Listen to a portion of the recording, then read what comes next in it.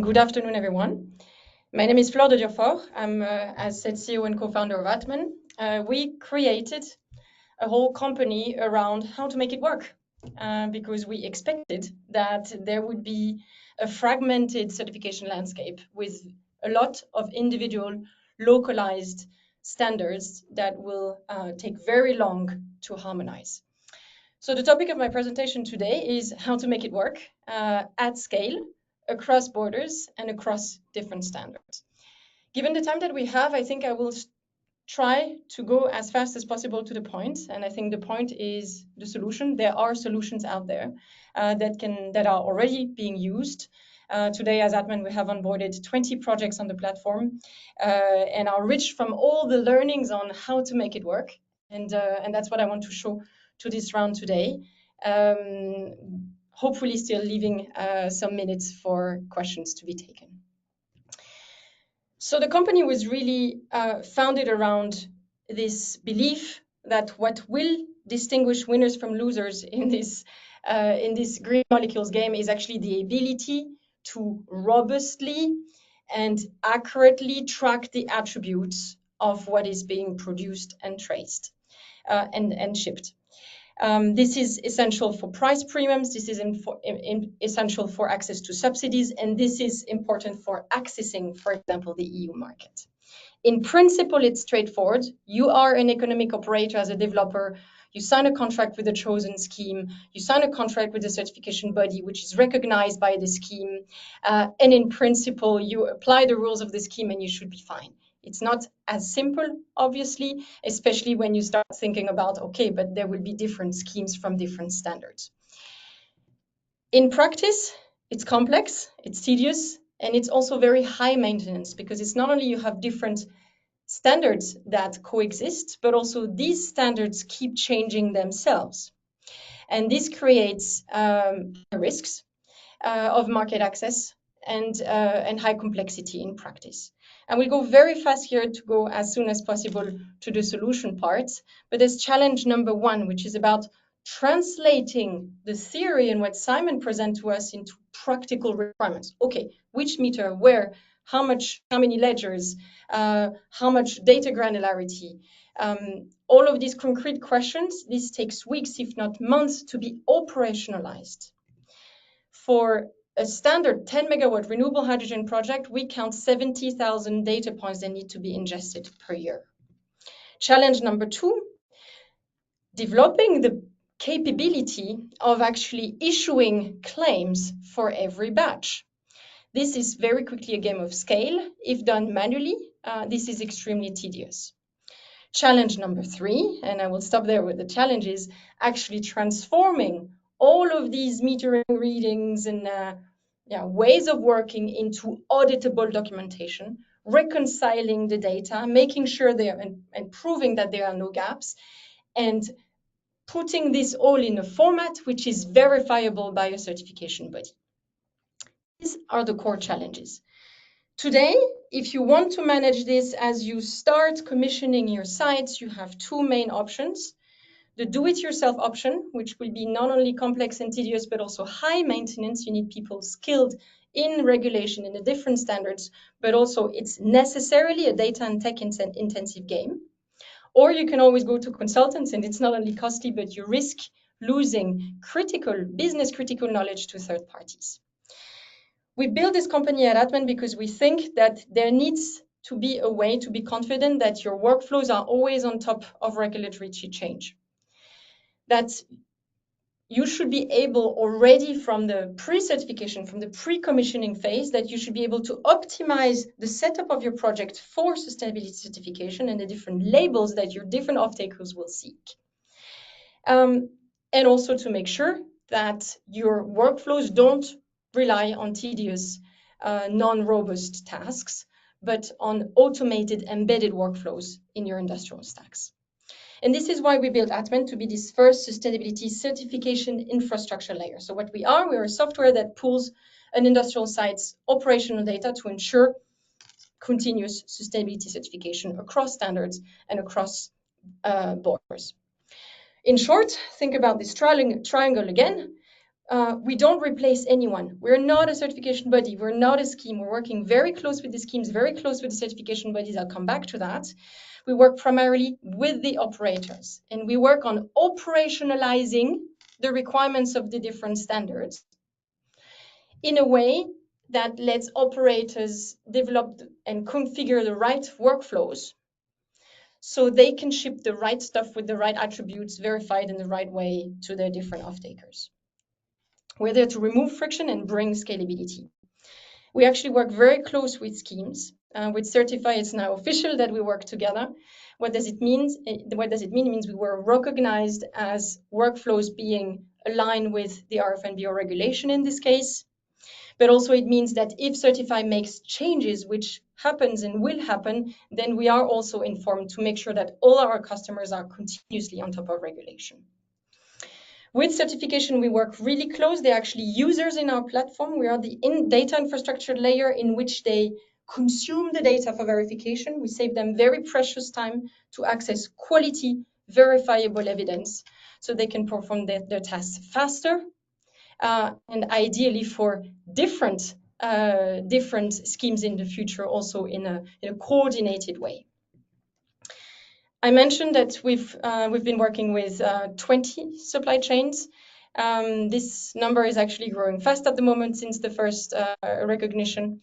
And we're working really close also to technical partners, for example, Schneider Electric. I will come back to that. I will show you the platform in a couple minutes. First, I want to get a little technical. And first, I want to explain what we are as a software provider and which logics and workflows we cover. As Atmen here, we are a cloud-based solution that is built on top of a producer's environment. So when we start working with the developer, typically during the commissioning phase, we start by asking, okay, which labels or which standards are you after? And there you will tell us we want both the Indian certification scheme and we want also the RFNBO scheme. Good. We have translated the scheme, the label into very clear data requirements. Okay, if you want to do RFNBO, then this is the type of data that you will need, the volume, the frequency, and we have pre-built data pipelines so that we only need to create the entities and finish building the data pipelines so that data flows continuously from power sources, power consumption meters, hydrogen production meters, potentially hydrogen consumption meters, ammonia meters, and supply chain data. As you know, transport also needs to be covered. So we also typically connect to the ERP systems of a site. So we come and micromanage you into making sure that you will push the right data, the right granularity via our API to our system. We also onboard your operational logics. This is super important. This is where you will enter in the platform, and I'll show you afterwards. You will enter, okay, I have 5 different off-takers, 2 in India. They want carbon credits, and they need the Indian scheme. And I have 2 different off-takers in the EU, and these guys want RFNBO. Okay, we enter this constraint in the platform so that later on we can allocate, so we can optimize the allocation for these different off-taker needs. This is also where we will check out which power sources you have, and we will label them into, okay, this one is subsidized, this one is not subsidized, therefore the data coming from this meter can count towards these, etc. So we do the initial mapping, and we map the operational logics. Once you are onboarded, then a few workflows happen. I will go fast. We robustify the data. We detect outliers, we normalize it, and then we confront it with what makes us special. You understood we have a regulatory background. We have translated regulatory requirements into programming language. If this, then that. Then we have a workflow for quantifying the attributes, typically the GHG calculation. We have a traceability layer, which is nothing else than a ledger or a collection of ledgers. And we have a certification layer, which is about issuing certificates. So to be precise, issuing proofs of sustainability, interacting with registries, national, supranational, and interacting with the certification bodies, which can be done directly in the platform. So from here, I would try to go directly to the platform, and I'd like to show you a few things.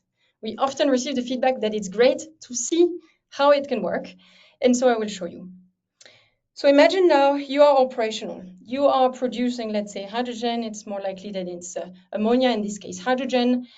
You are connected to the Atmen platform. Data is flowing. Typically, actually, data with us is flowing on a 15-minute granularity, exactly like Simon suggested. And the way you work with the platform is in actually managing your site. So we break down your supply chain into different certifiable entities for which we let you monitor two things. First, what you ship to which off-taker and what are the attributes of what you ship. Next, your mass balance. So here you would have, for example, an unsubsidized source and a subsidized source and the grid mix. And then we quantify the output also on a 15-minute granularity. And then we automatically and optimally break down the output into different batches with different attributes, which will be optimally allocated to your deliveries based on your off-taker logics. Previously, you will have entered your different off-taker logics in here, saying this guy is in Germany, they want RFNBO, and you can change this as well. They want at least, for example, 95 RFNBO, maximum 2 kilograms of CO2 per kilogram of hydrogen. So you enter the constraints here, and the allocation is done automatically. Then you can automatically issue POSs, proof of sustainability, but I will skip this part. What counts here, and I want to finish with that, is the audits part. All of this evidence, all of the data normalized is stored to the backend in a continuously verifiable way. So as an operator, you can create an observation window. So you can create an audit and you can say, I want to create an observation window on my processing unit for a given scheme. And you will enter the details and you will say, okay, I want to have this observation window from April until now.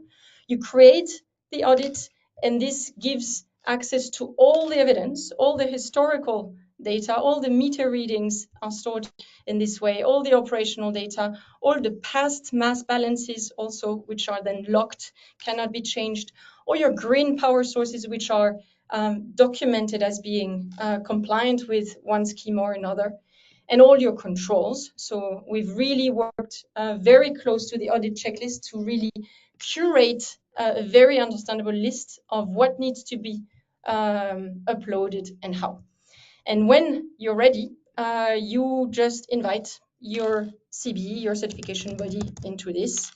And they will be able to also access to their own audit review. They can have all of their audits in one place and significantly reduce the length and the tediousness of audits while increasing the quality.